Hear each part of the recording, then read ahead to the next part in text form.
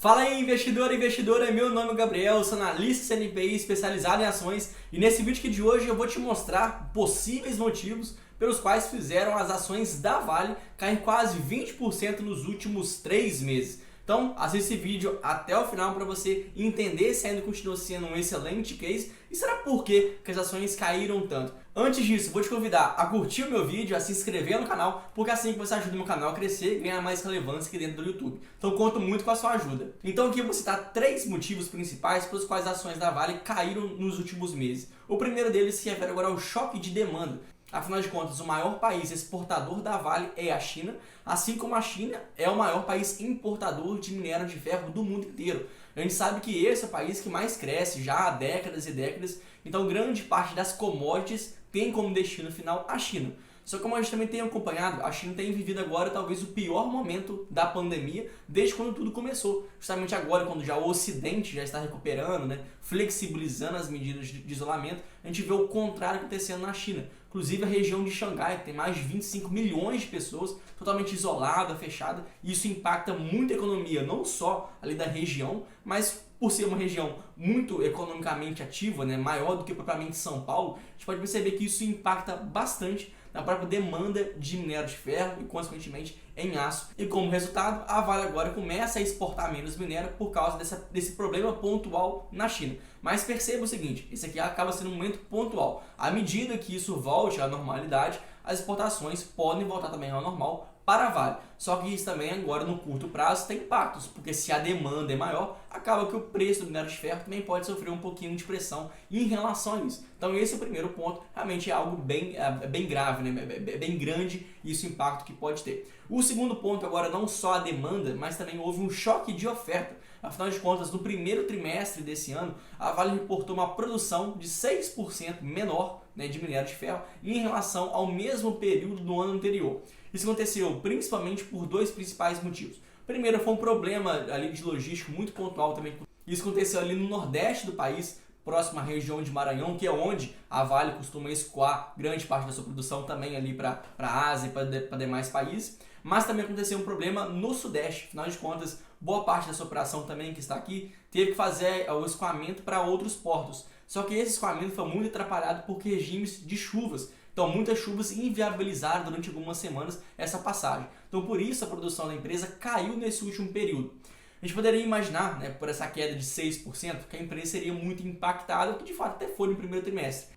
Mas as próprias projeções agora da Vale, dos seus diretores, indicam que a produção ao longo do ano não vai ser tão impactada assim. Inclusive, eles soltaram como estimativas que ao longo do ano inteiro eles vão produzir e exportar de 320 a 330 milhões de toneladas de minério de ferro, que seria algo muito próximo ao seu guidance, a sua estimativa que eles soltaram ali um tempo atrás. Então, por mais que tenha acontecido essa queda pontual na oferta, mas ao longo do ano outras unidades, principalmente agora na região do sudeste, que ano passado também estava um pouco bloqueado, vai voltar à sua operação ali ideal. Ano passado não estava. Ou seja, caiu um pouco no primeiro trimestre, mas ao longo do ano, novas áreas vão produzir mais do que estavam mesmo produzindo ano passado. Então, um efeito vai agora contrabalancear outro efeito, por isso a produção da empresa não deve sofrer muita interferência aqui esse ano não. Além disso tudo, no segundo semestre, a empresa espera obter o aval, a licença, para começar a fazer a operação lá no sistema Gelato, que acontece lá no Pará. Então agora perceba, o segundo ponto também foi algo pontual que não deve impactar tanto as ações da empresa. Então agora resta para a gente saber o que o terceiro ponto poderia impactar bastante. E o terceiro ponto se refere agora à oscilação cambial. A gente sabe que as commodities são negociadas a nível mundial, tudo em dólar. Então, se o dólar cai, acaba que as mineradoras, as empresas que trabalham em commodities, também são impactadas. Então, isso sim fez com que a companhia tivesse agora um fluxo de caixa um pouquinho menor, gerou um pouquinho menos caixa, porque por mais que tenha vendido, que ela possa vender a mesma quantidade de minério em relação ao ano anterior, mas agora com o nível de dólar inferior, acaba que a geração de caixa também tem que ser um pouquinho inferior.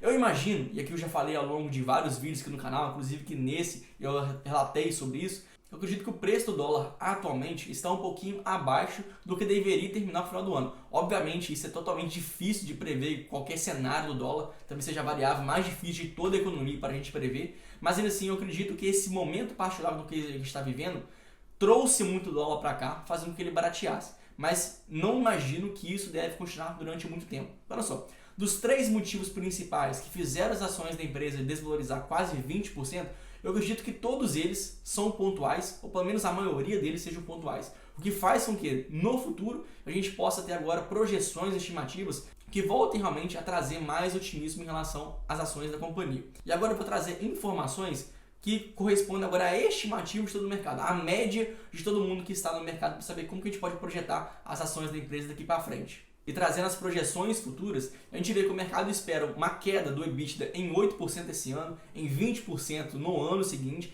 e mais 8% de queda em 2024. É uma queda seguida, não por causa em si desses 3 motivos que eu acabei de falar que são motivos pontuais, mas principalmente pelo minério de ferro não ter ficado agora no mesmo preço que estava no ano anterior, quando chegou até mesmo superar a barreira de $200, né, a tonelada. Agora estabilizou um pouquinho mais baixo, na casa de 130, $150, menor do que ano passado, mas ainda assim um volume, né, um preço muito significante, preço muito alto em relação aos últimos anos. Então é por isso que a Vale não vai produzir os mesmos resultados que anteriormente.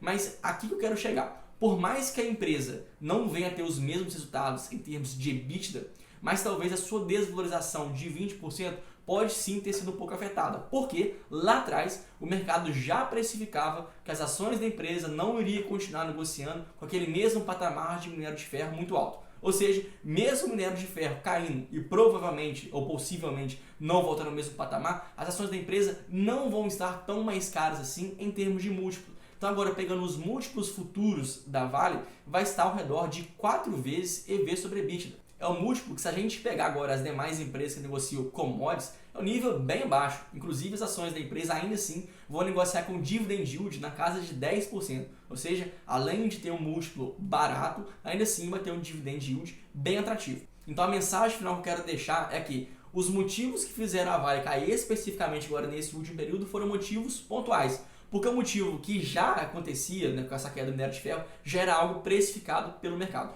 Por isso, reitero que os múltiplos da empresa continuam em um patamar bem atraente em relação ao seu período histórico. Obviamente, isso aqui não é uma recomendação de compra nem de venda, afinal de contas, isso envolve risco. As ações da Vale estão negociadas, né, e dependem principalmente da economia chinesa, dependem da economia mundial, então isso traz muito risco, então não é uma recomendação de compra. Espero que você tenha gostado e, se sim, deixa aqui agora o seu like nesse vídeo, sua inscrição no canal, porque assim você ajuda o meu canal a crescer e ganhar relevância. Espero você lá no próximo vídeo. Valeu!